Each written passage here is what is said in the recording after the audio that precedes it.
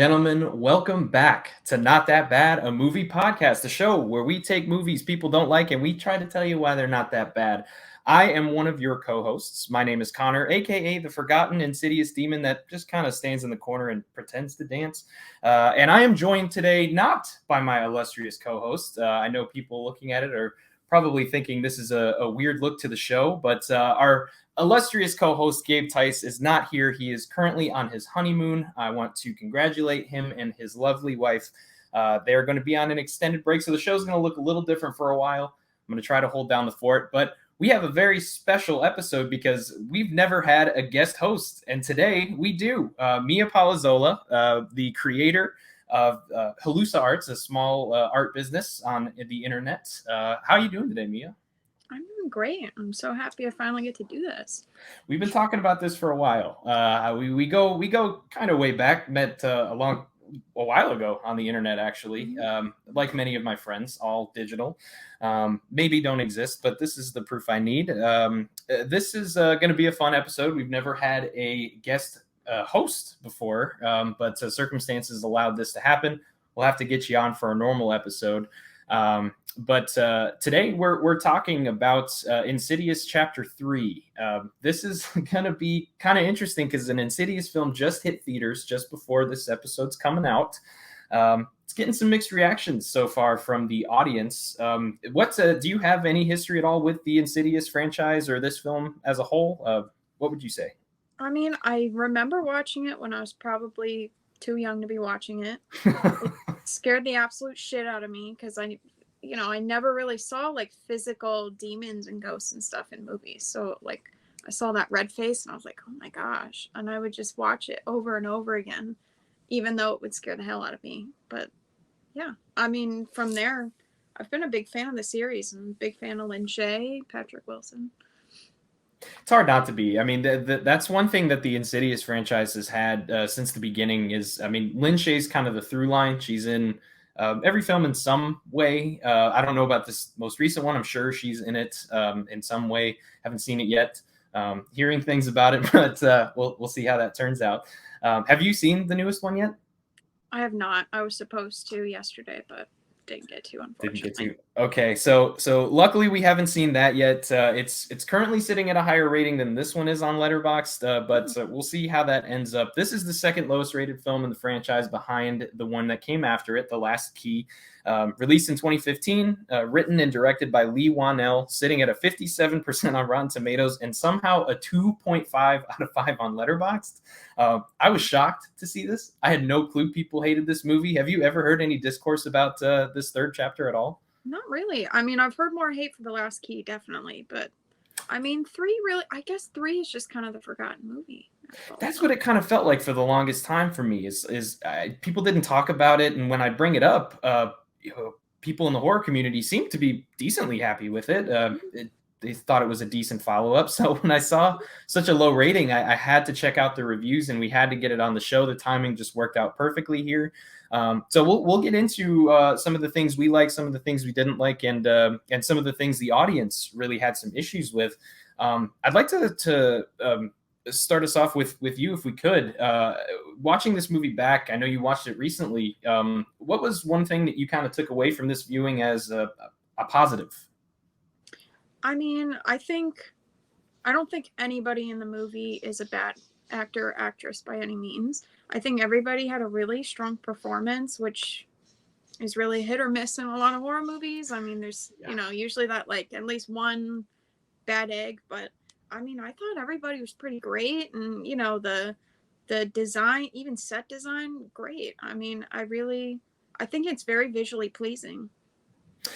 That's one thing that I think the entire Insidious franchise, even The Last Key to its extent, there's never been a film that I've seen in the franchise that I'm like, oh, wow, the acting is rough in this one. I know James Wan kind of set this in motion, but Leigh Whannell directing this one, the first film in the series that was not directed by James Wan was this one. Mm-hmm. And I think the casting was great. The people that we ended up getting all did a very good job.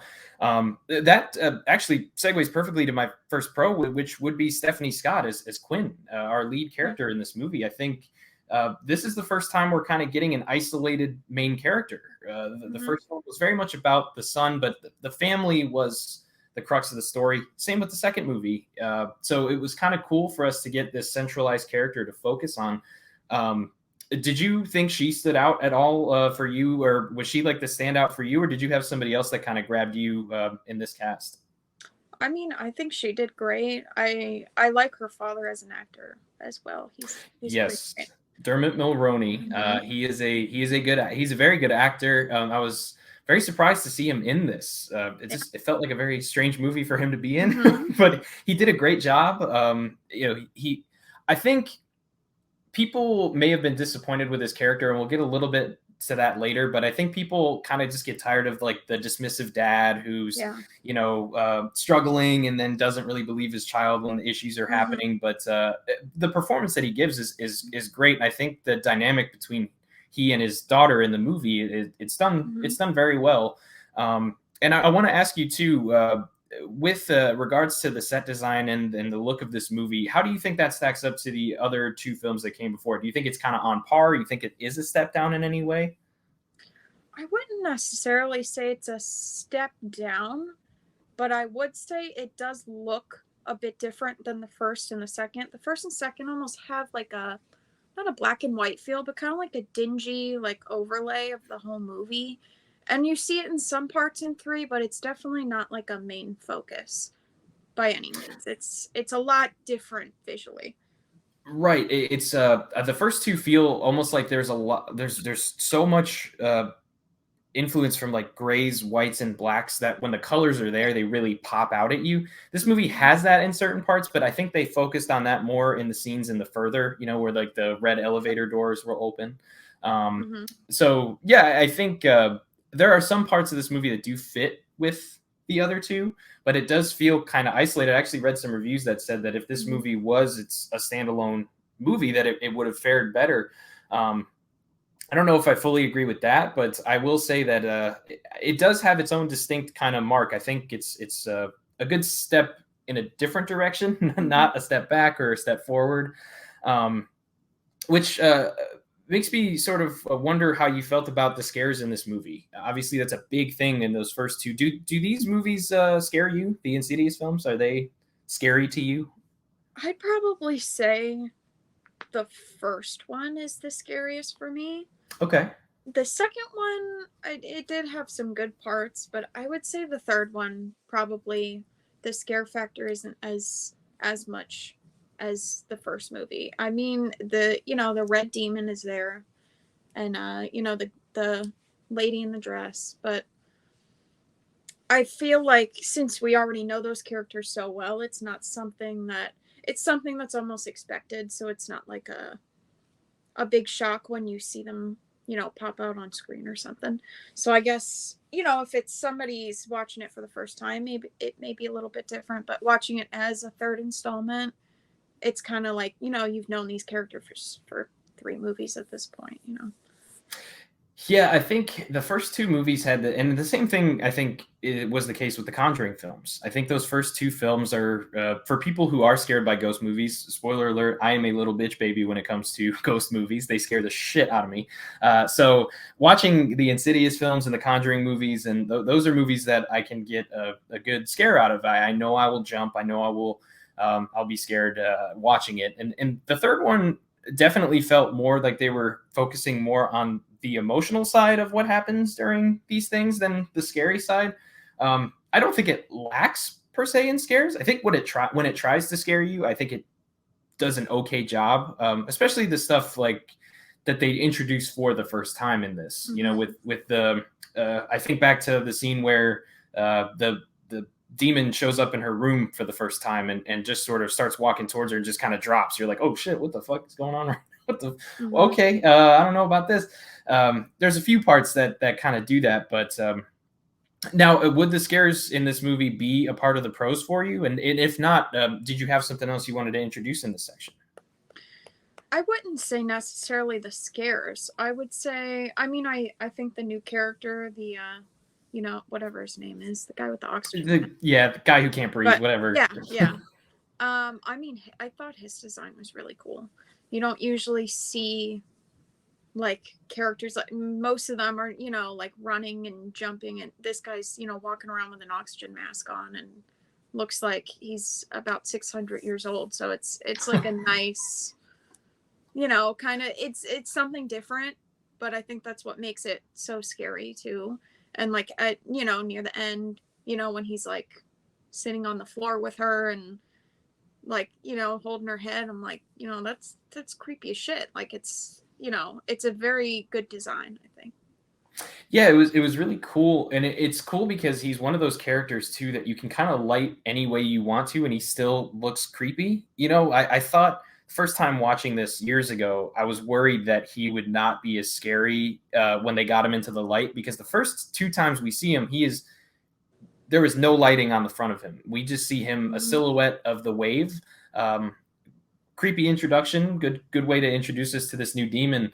But I was like, oh man, like, because that was one of my issues with the Insidious movie, the first one, is I think that the demon design is incredible, but when we see too much of him, he loses that scary factor a little bit Yeah. for me. Mm-hmm. But this character was just creepy the whole time, and I Mm-hmm. appreciated that about him. And so, yeah, I would agree. I think that is definitely a pro. And I do want to introduce that I think the change in direction with Lee Wanell instead of James Wan. Obviously, James Wan is a master at what he does. The guy can, I mean, I'm pretty sure he could direct somebody farting into the camera, and the whole audience would Oh, just think it's the definitely. greatest thing they've ever seen.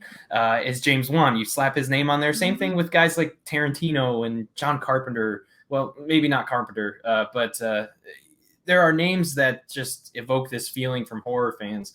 Um, how did you sort of feel about did you feel any different about how this movie was directed, or how the actors were directed to deliver their lines, or anything that stood out as a pro or a con for Lee Wanell's first effort here?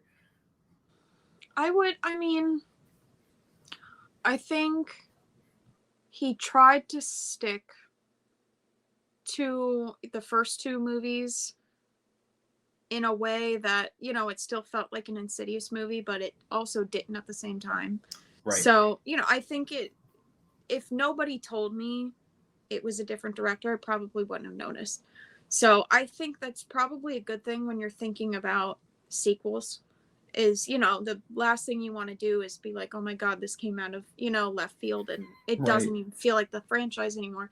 So I think he still did kind of keep well in the theme by kind of just twisting a little bit for his own directing style. So I think it went fairly well. I mean, I think he did good for the franchise he was given. Oh, absolutely. I think when you have somebody as central to the franchise as him, I mean, like, he wrote the first two films, and he wrote this one as well. And writer of the Saw movies, and he just understands what James Wan is going for.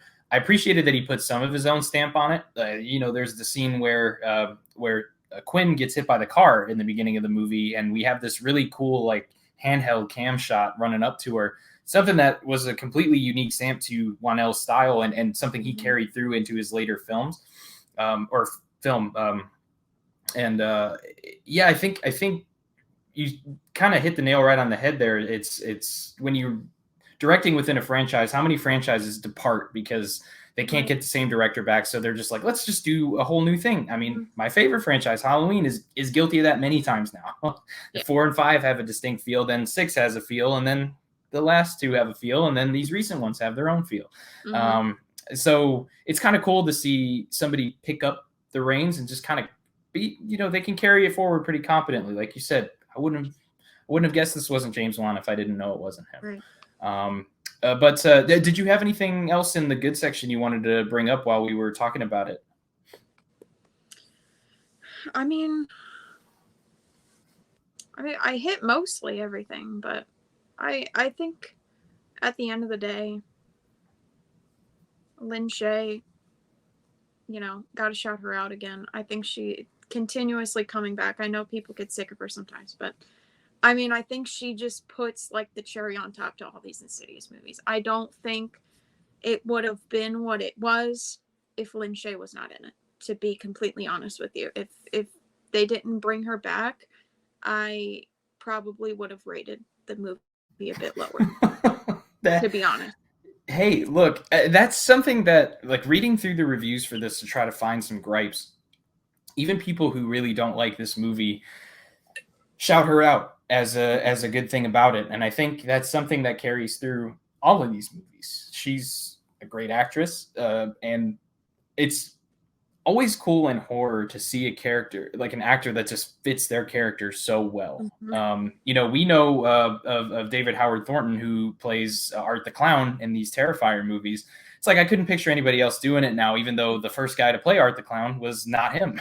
Mm-hmm. So it's when you see an actor sort of get a role that's absolutely perfect for them, whether it be Robert Englund as Freddy or whoever else you can point to. It just feels special, and I think the same could be said for her two sidekicks. Yep. One of them played by Lee Wanell.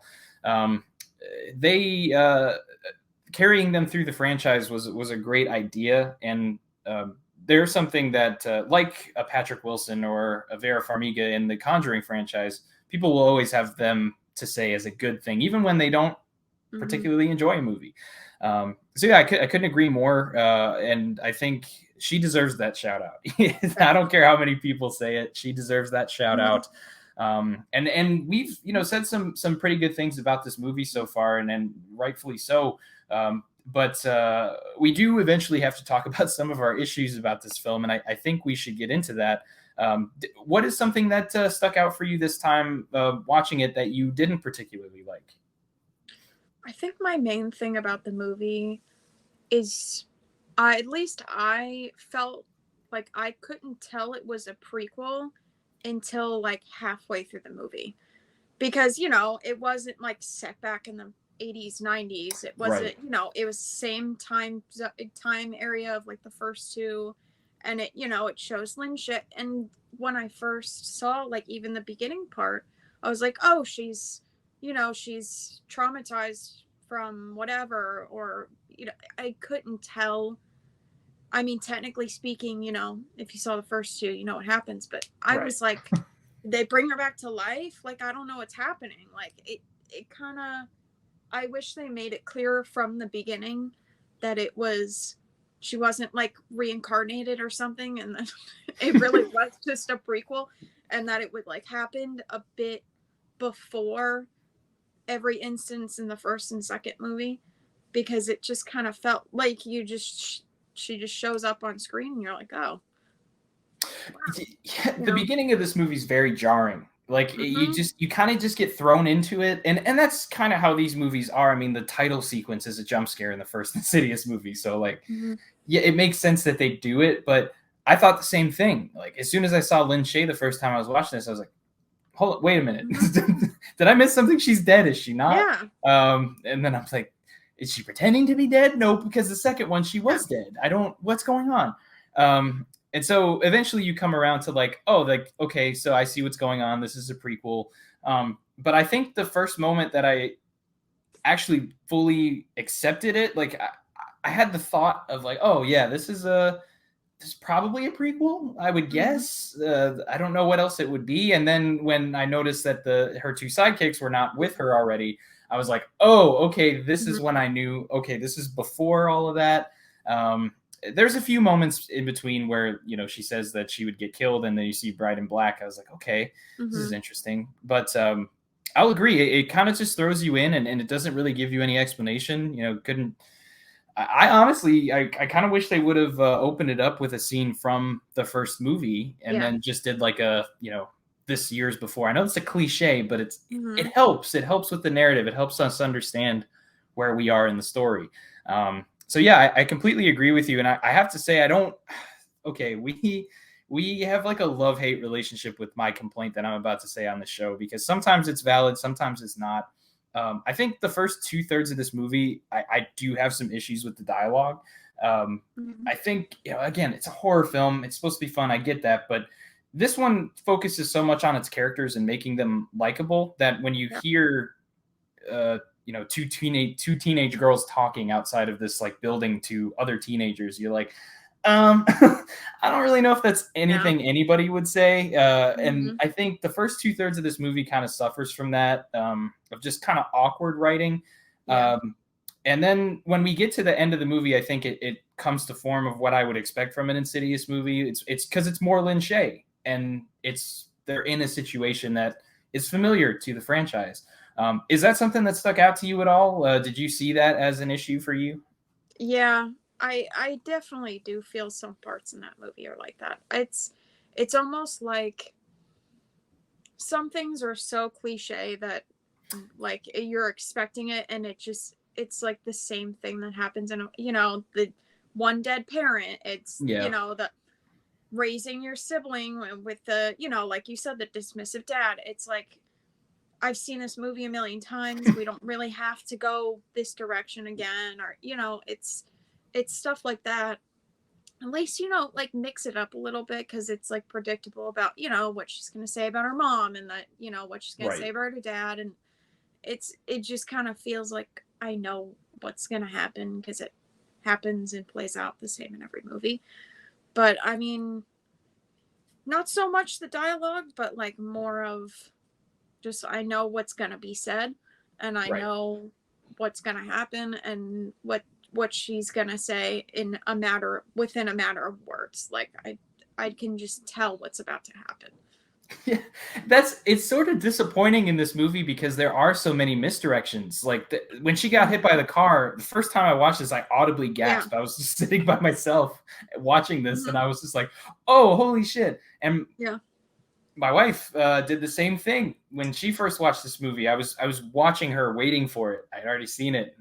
Got her face twisted in horror when that happened. And Mm-hmm. there's a few scenes like that in this where something happens and you don't expect it. But when I read reviews that say it's predictable, it's hard to disagree in some of those areas, because you're right. Like even down to like the dad not understanding the daughter and her technology. Like that's been a Mm-hmm. trend since like the early 2010s. To Yeah. see it in this, it's like, oh god, like he doesn't know what a blog is. Like, okay, Mm-hmm. whatever. Like and there's, don't get me wrong, there's some like there's it's not all bad during those moments. I think they do have some good stuff thrown in there, even though it's pretty predictable. But I think you're right. Like you kind of just know, here's how the story's going to start. In the middle, she's really not going to like her dad too much because her dad doesn't know, doesn't trust her. And Mm-hmm. then he's going to come around in the end, and she's going to love him, and something's going to Yeah. happen with the mom. You always know that's going to be it. Mm-hmm. So yeah, it's a little disappointing for the third entry, but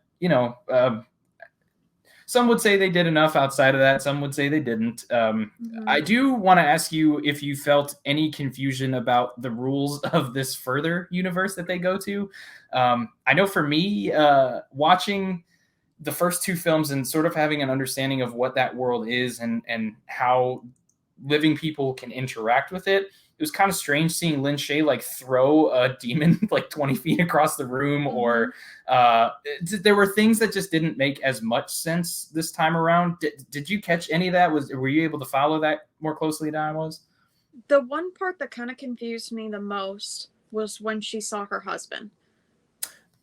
Right. If my understanding is like the further is kind of like this in between place that people get stuck, and whatever. Right. She said she tried to already find her husband before, and obviously she did not find him.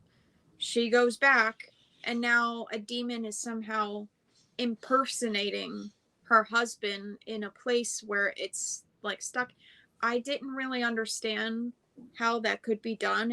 I don't recall that ever happening in the first or second film, where they're like impersonating a loved one in that way. Because Yeah, I think you're and then right. she like cuts the demon's throat, and it's like very very confusing. Because as soon as I saw the husband, I'm like, oh, that's not her husband. Like, we Right. know. But I'm Yeah. like, what the fuck is going on? Like, I was genuinely confused, because I'm like, how is that a thing if it's, can only get so much power when it's, whatever, and then it's magically appearing as her husband, like it's in her head, or like it that kind Yeah. of threw me off a little bit, because that, I mean, I get what they were doing with it, but it didn't make sense as far as what they already built on top of that whole universe. And within this movie, I mean, she says at one point that like when she knows that Quinn has been there, she says that's a place for lost souls, like who are in Mm-hmm. between. And that's where, and don't get me wrong, I think I completely agree with you on the scene that you talked about. That leads to like a pretty cool moment, where like the husband kind of goes Mm-hmm. into this dark void and comes out with the man with the mask. Like that's cool. And what I'm about to mention also leads to a cool moment of how the movie resolves itself. But my thing is like, okay, if where's this mother coming from then? Because Mm-hmm. if she wasn't there, like she's like glowing white Yeah. and the rest of these people are all just like very dim. So Mm-hmm. like, is she supposed to be coming from like a heaven place? Or I would and assume so. if they are, then why doesn't this happen more often? Why Right. doesn't, I just don't know. It confused me. Mm-hmm. And I just I think you hit it perfectly. It's just what you set up these rules. You even set it up in this movie of what Mm-hmm. this place is, and then you just kind of throw me for a loop there. It it's forgivable, but it took me out for a few moments just thinking like, what's Mm-hmm. okay. Oh well. But was I do have one more thing that I did want to discuss in the bad. I don't want to beat up on this movie because people do a good enough job of that. But what else? Did you have anything else that stuck out to you as a con for this movie? To be honest, I think it's just because I'm so up. Like, I love SFX and I love seeing how, and they do a great job. Don't get me wrong, on every, like, the guy in the mask, great. Right. Those fucking casts on her legs are so fucking bad. And They're terrible. I hate seeing people in movies in like big casts because I know they're gonna look like shit. And they didn't look the best. And when she just like waxed them off and it's crumbling everywhere, I'm like, this is crazy. Like, oh my gosh. And I mean, yeah, I can't stand looking at those damn casts, to be honest with you.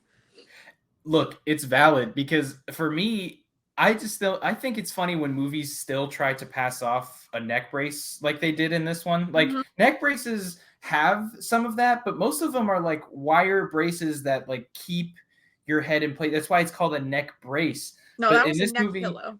it's a neck pillow. They put a neck pillow on her, and that's what they do in like all the Uh-huh. cartoons. Like it's the same one that Yep. they use in like SpongeBob, and they Mm-hmm. just throw it on this character in real life. The casts were a bother to me too, and when she was hitting him off, the first time I watched it, I was like, oh, that's pretty cool. Demon's just like shedding it and just doesn't really Mm-hmm. care, wants to destroy your body, whatever. But then this time I was just like, all right, that looks kind of funny. Like Mm-hmm. she's just destroying them to pieces.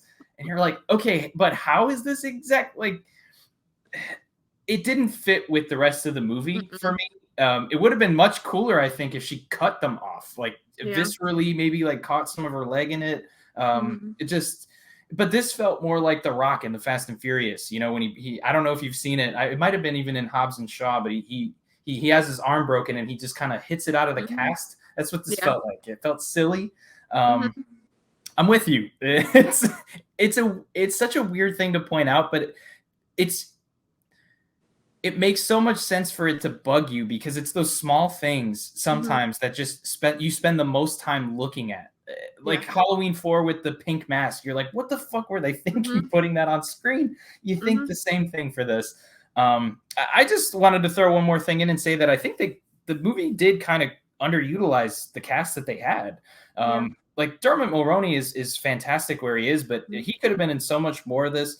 Moreover, though, her two friends. I Yeah. mean, they Haley Kiyoko is a very capable actress. She Mm-hmm. just disappears at one point, and her little boyfriend. As soon as we get to the end of the movie, we just forget he Yeah. exists. I just wish we could have gotten some more. And even the little brother. I mean, Mm-hmm. he was missing for a huge chunk of this movie, and I Yeah. feel like they did so well at playing on like tugging on the heartstrings of anybody who's lost somebody or that feeling of wanting to reach out to somebody who you've lost, but and the family dynamic after a loss. But like with the brother, we just see that initial, Mm-hmm. and then he's there. he's he's there to tell his dad about these ghost hunters, Yeah. and then he says, "I want to stay here," and then he Mm-hmm. fucks off, and we never Yep. see him again. Yeah. I So yeah. I mean, it was very, very Quinn focused, which I get. Right. And, her and Lynn. But I mean, no shade to Lynn. Right. But, I mean, you barely see pretty much anybody else except for Quinn in her bedroom the whole time. And, maybe, I'll give it this. You know what? Actually, fuck that. I think they really should have used, the crazy lady that died in her building. They could have done so much more with that. Thank And you. they just did not. What they mentioned her once when they were in the circle, and she said whatever, and that's it. I mean, I felt like that was a total cop out. It felt like, and I know, like, oh, how many times can you get this woman into the same room as her? But like, I felt like they could have done more with that, because at the end when she comes and helps, it's supposed to be this big moment, and it's like, okay, it's sad that this woman died and her husband's distraught, and that she talked to Quinn about this ghost and she knew about it. And I guess we're supposed to imply that the ghost had maybe half of her or something. I don't even know what the implication was there of why she was there and helping and knew about it. But she was so important to the end of the movie. She's what helps, Lin Shaye, or, bring forward this Quinn's mom. And it's like, okay, but we saw her 2 times. We saw her twice in the whole movie. And I feel like that was like a trend with all of the characters we were supposed to have around Quinn in this movie. I get the self-isolating stuff. Like, okay, Ghost is trying to, take her away from everybody. That makes sense. But it's like, give us a little bit more. We saw Hayley Kiyoko twice. We saw her little boyfriend twice. And we saw that woman in the wheelchair twice and her brother twice. So it's like, come on, give us a little bit more. Anything else you want? Oh, go ahead. I'm sorry. I mean, just piggybacking off that, I mean, when they introduce a character and you're like, oh, this person's probably going to come back later and help the resolution or whatever, they're going to, like in Annabelle, the woman sacrifices herself for, their child. Right. Stuff like that. I was expecting at least one of them to maybe help a little or be present, or, I mean, really, I don't think that woman played that huge of a, she was just like telling her, communicating, I guess, for her mother for some odd reason, because even though they're both spirits and whatever, she comes anyways. But I mean, I think they really just kind of messed up with that, and they just let it go without using any of them, and they really could have used at least one or two. Or like give it a reason at least, like one of the things that I thought would have been cool watching it this time was when I wish that when she ends up in the apartment above them and, her dad comes and finds him. And I kind of wish that was a moment where we could have more seeds of doubt. I wish that kind of happened a little earlier, because it would have been cool to have, if you're going to take the boyfriend guy out of the equation, like have him find her, and then the dad's like, what are you doing with her up here? Like, why would you take her up here?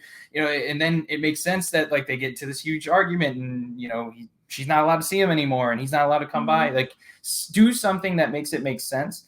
Hayley Kiyoko seems to have this great relationship with Quinn, and is like laying her head on her shoulder, and like they seem to be the greatest of friends. And then it's like we see her outside before she gets hit by the car, and then they Skype one time, and she's not in the rest of the movie. No. So it's like, what was the point of any of this? It just, I don't know. They had so many capable people in this movie that they could have drawn from, and they gave good performances still, but it's like with what they were given, but they weren't given enough. With what they were given, exactly. And it's just, it's a shame. It's definitely not it doesn't make this movie fail. I think that's a big difference between some other movies I think really need to bolster up the rest of their cast because their leads are weak. I think the leads in this movie were very strong. I mean, Lynn Shaye, Stephanie Scott, and Dermot Mulroney they carry the load. And they do it well, but we could have dealt with those characters a little bit more. And before we do discuss some of the issues that the audience has, which does involve the characters in some areas, did you have anything else that bothers you about this movie that you wanted to personally bring up during the conversation? I think I hit pretty much everything that gripes me quite a bit, but there's little things here and there that Yeah. just personal taste. But I mean, overall, if the movie's decent enough, those can be smoothed over, and it's a solid movie still in my eyes. Yeah, they fall away if you like a movie. Sometimes a movie can be filled with flaws, but if you like it enough, it's practically flawless. And I think I agree. There's some small things here and there about this movie, but they do sort of fade away as you watch it, at least in my opinion. Mm-hmm. In the audience's opinion, though, not always the case. As we see, 2.5 on Letterboxd means that people are overall not very happy with this film. And getting into the ugly, one of the things that really does seem to bother people, we have discussed our feelings on the characters. A lot of people think that they're, well, a lot of things. I've seen complaints of them being flat or dumb, straight up dumb, useless. We've kind of talked about the underutilization of some of these characters. Would you say the complaints of these characters kind of falling flat or even being downright stupid are valid at all? I would say some of them definitely. I think the friends kind of useless. I mean, Yeah. really, like she cut out on the Skype call. She didn't call her back, knock on her door, or anything. She obviously didn't give a shit. Right. And her little boyfriend dude lived right next door, didn't check up on her at all. And they're kind of missed opportunities. I will give the dad a little bit of credit though, because I think for him being like the dismissive dad, he still, I think he believed her a lot of the time. He didn't say like, oh, you're just like stressed and you're whatever. He Right. started to believe it a lot earlier on than a lot of people cast as the same character do. So I'll give him that much. He actually did catch on quite quickly.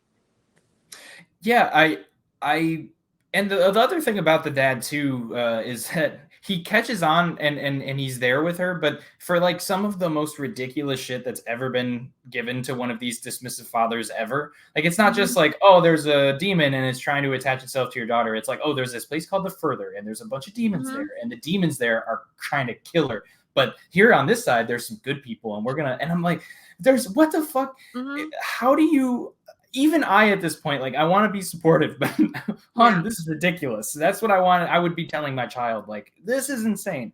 And so I'll give him that. I don't. The one thing I didn't get was the dumb complaint.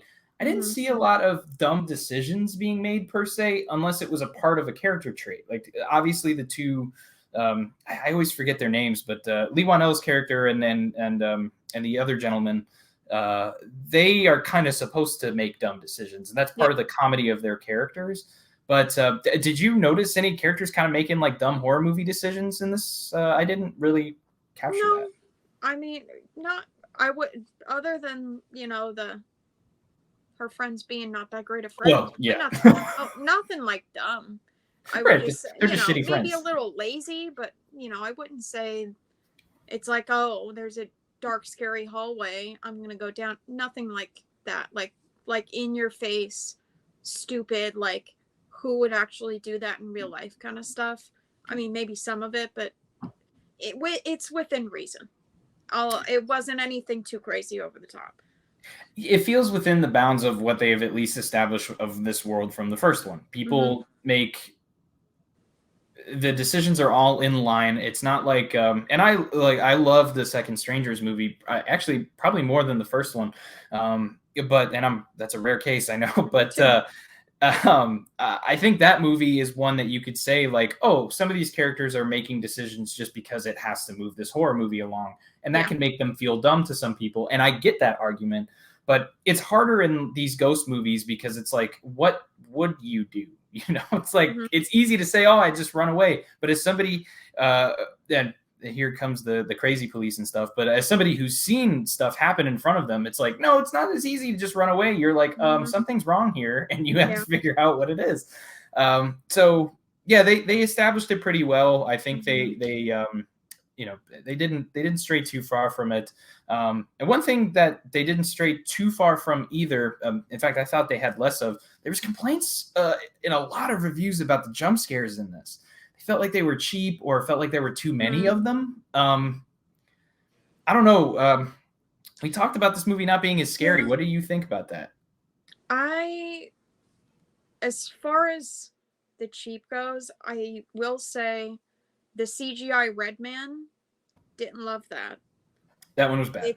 Yeah, it's very much better when it's like, it's, I also have a thing about the footprints. They looked like green glitter almost. It was like the way they looked on screen. I'm like, that kind of looks goofy, and like they're like too uniform, and it just kind of didn't look that great. And one thing I did think of when you were talking about dumb decisions, one I can think of when her dad looks out the window and he's like, oh, he jumped, and he just lets his daughter get up and lean out of the window when she has a neck brace on. I don't even know if she had the neck brace on yet, but she had like 2 broken legs, and she's just fully leaning out this window. He's not even holding her, and he's just like letting her look at this dead body. I'm like, okay. See, I think in this one it's a little different because she can't move, so she can't go down the creepy hallway. She can't go investigate that noise. So I think that helps it not be so cliche in that way. It felt more like they were trying to. The jump scares are definitely there. I don't think there's too many of them. I will agree completely. I think his official name is the lipstick face demon, the red guy. That he looked awful at the beginning of at the end of the movie. It was, oh my god, it was horrific.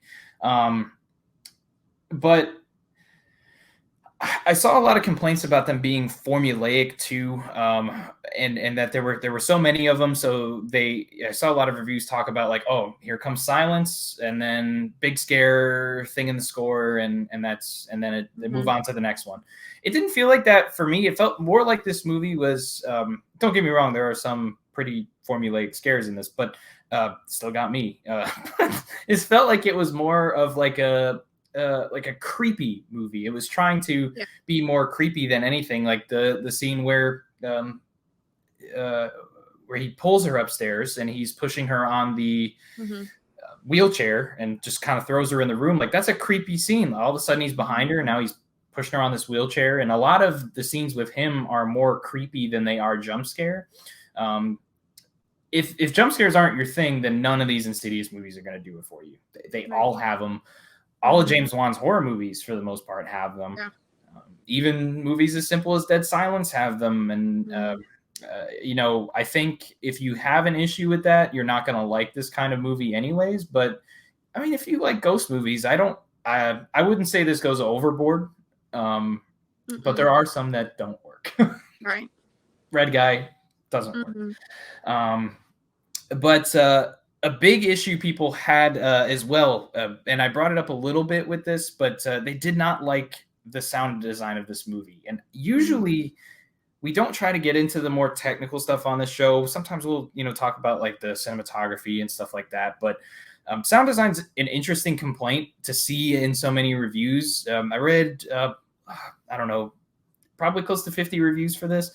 And I saw it in like 20 of them, and I couldn't believe it because some people were praising it, others were, have had their issues with it, and I think most of that stems from the fact that this movie doesn't use a lot of the same techniques as the first two.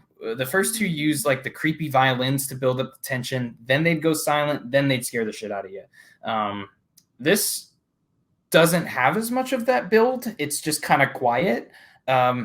Is it something that stood out to you at all? That took you out at any point? Anything you even kind of noticed about it? Or, I mean, obviously the first 2 movies are known for that violin.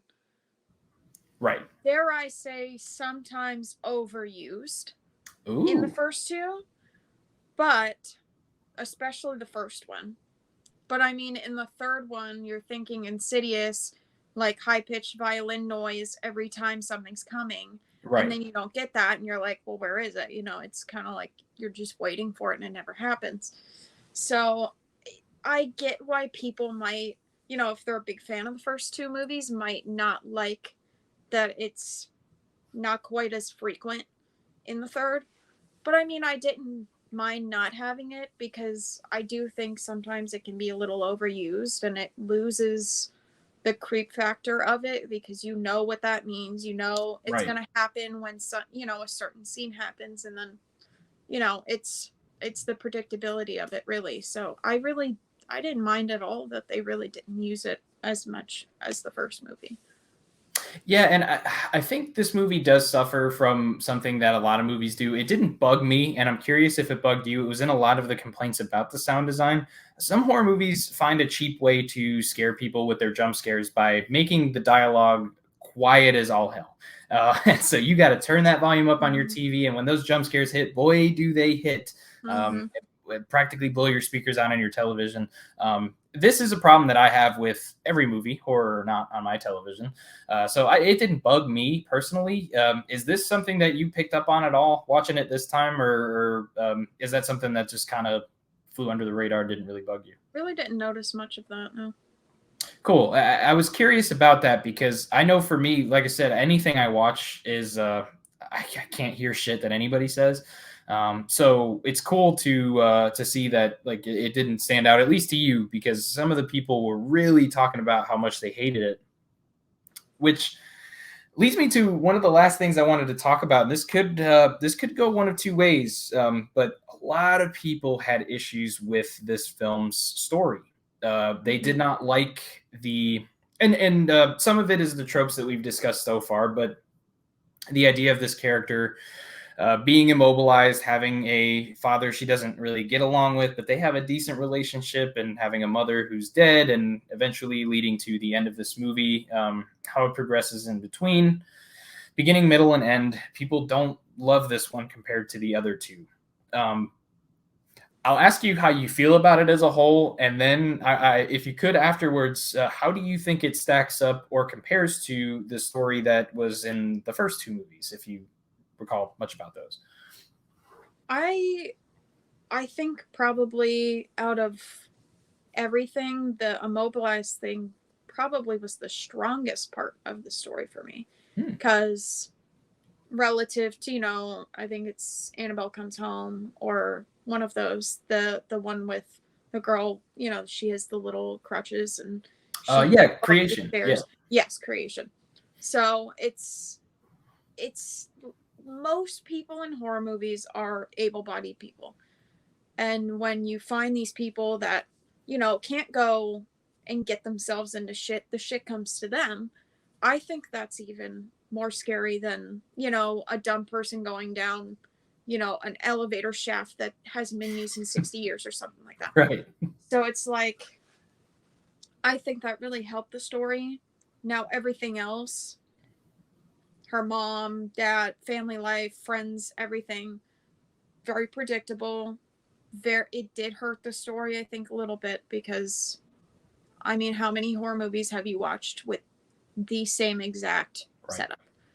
And it's one of those horror movies, you see it the first 15 minutes and you're like, oh, it's going to be like the last 60 freaking horror movies I've just watched with the same exact tropes, the same.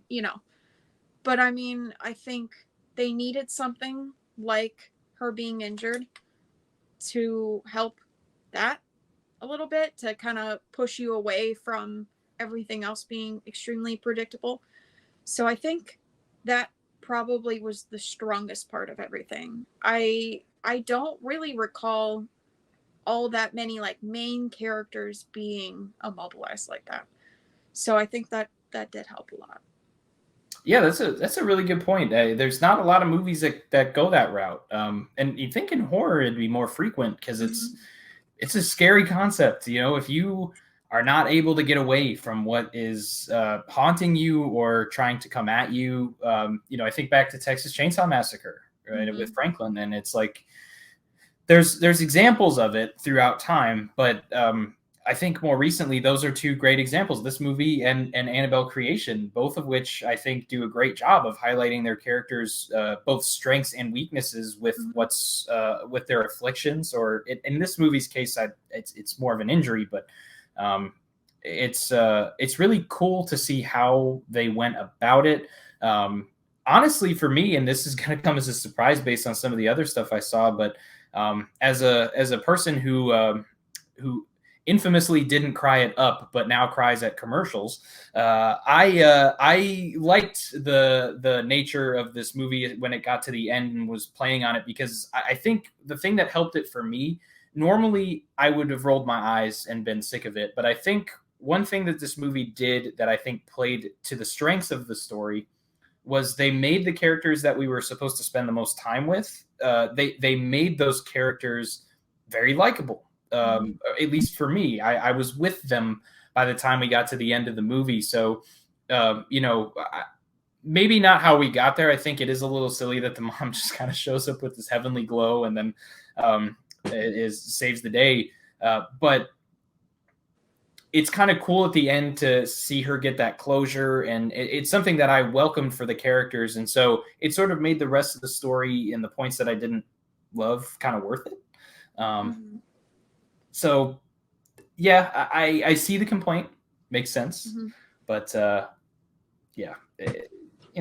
see how that goes. But yeah, I get that. I mean, at the end, I think a little problem I had was they did play on, the dad struggling without the mom, Right. that whole thing. And then she shows up, says all this great shit to her daughter, and then pretty much says fucking nothing to her husband. Yeah, all she says is like that they should stop looking for her, and like the thing I was thinking is like, when the fuck did he say anything about looking for her? Like, he's been the one that's been like she's gone, get over it. Not in a mean way. Like he's never. That's one thing I will appreciate about the dad in this, and I'll kind of throw that in there too. Is they're usually dismissive and kind of mean at first. He's mean in some parts, but like never about the whole mom thing. He's never like, she's gone, get over it. So that was cool. But yeah, it was like she shows up and like he's watching Elise talk about it, and she's saying all this stuff to her daughter, and then it's just like, and she wants you and your dad not to look for her anymore. Right. She's always there. And it's like, well, okay, he gets comfort from that, but it's not like, hey, hope you're doing okay. Yeah. Or you're doing great with the kids, It's like she wrote her daughter this beautiful graduation letter, and like, oh, I was with you at your audition, and like the dad gets fuck all from that. Got nothing. No, it's that just kind of blew, because I was like, she's standing in the room with both of them. Yeah. And she's just obviously does nothing about their son together. Nothing. Just that was the other love thing. You bye. Like that was the other thing. She said nothing about her other kid. She has another kid. It blew my mind. I was like, she's here and she helps, but like she kind of helped. Like, I don't understand why she was the determining factor there. It's like, yeah, Elise helps her escape, and she knows she's in a bad situation in the further, right? But then he shows up, and she's just like, fuck it, I'll stay. And like, I don't know.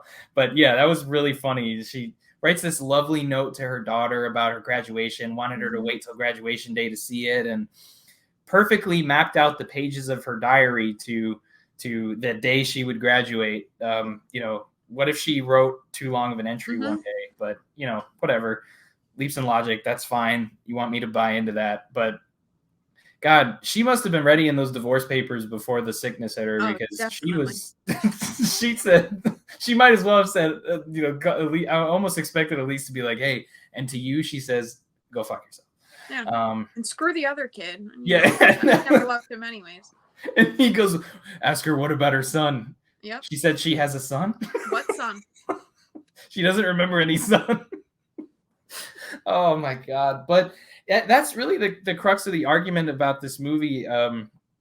People, it seems like one of those films where the things just start adding up, and it seems less like the complaints are big issues, more like the stuff that's supposed to be good for them is not good enough. Mm-hmm. So those issues kind of dig in and they sink in and they have more weight than they would in a movie that they're already kind of buying into.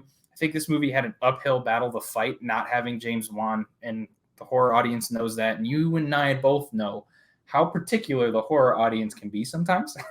Like, To the detriment of so many things in the past.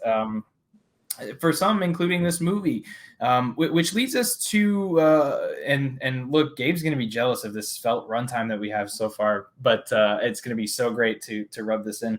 But I want to jump to our final verdicts. So if somebody's coming to the show for the first time, has never seen it before, I don't blame you, but welcome. We have 4 potential ratings that a movie can end up with. A movie is either that bad, it's not that bad, it's actually good, or it's actually great.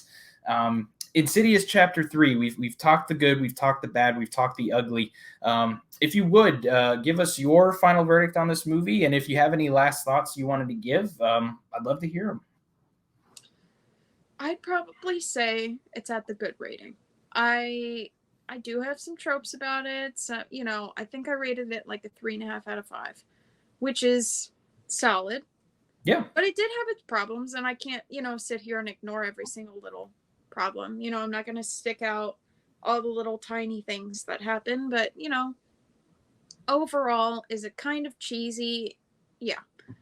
But I think overall it's a good installment. It's a good enough prequel. Wish they kind of pushed that a little bit, that it was a prequel. Right. Maybe wouldn't be as confusing at first, but I think for a third movie especially, third movies have a big, standpoint, because, the second one already happened, and now they keep going, and it's either going to be good or it's going to really suck.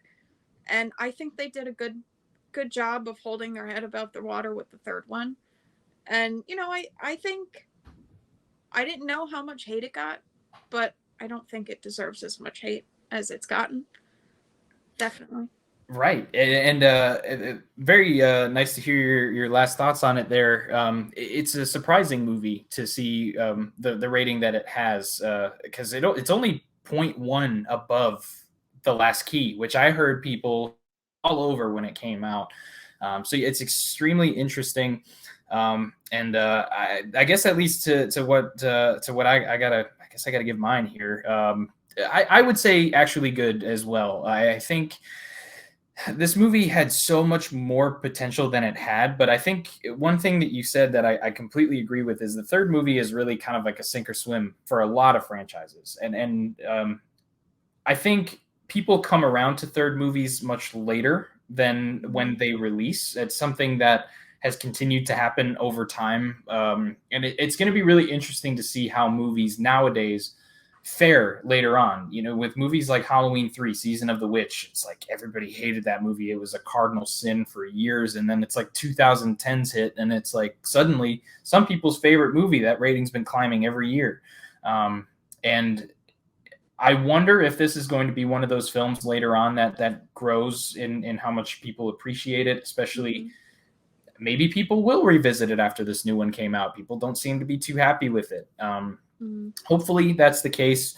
For now, I love the family dynamics in this. I was behind our main character completely, and seeing Lin Shaye come back as Elise, and really, I mean, she kicks ass in this movie.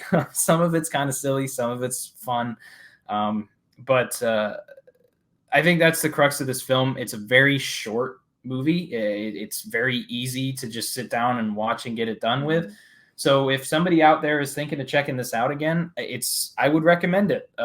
Give it another try if you have issues with it, and if you've never seen it, give it a watch. I think you'll have some fun with it. Just definitely keep in mind the the tropes, the things that you've seen in a lot of other movies before, and I think you'll have a good time with it.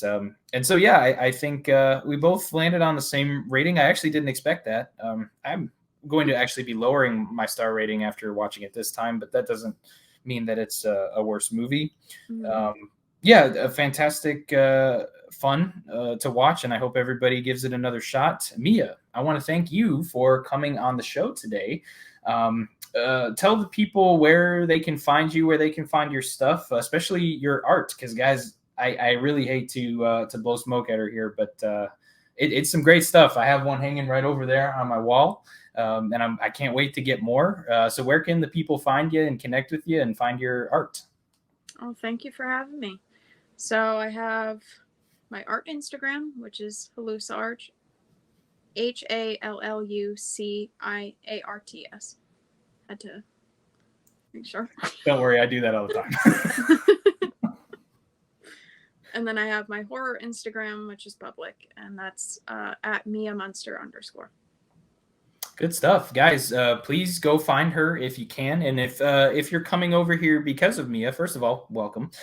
Second, welcome to the show. I hope you enjoyed this episode, and if you do enjoy, you can find us on social media, follow us, check updates on future shows and Patreon specials. We are on Facebook and Instagram at Not That Bad Pod, and on Twitter, what's left of it, at Not That Bad. M as in movie, P as in podcast.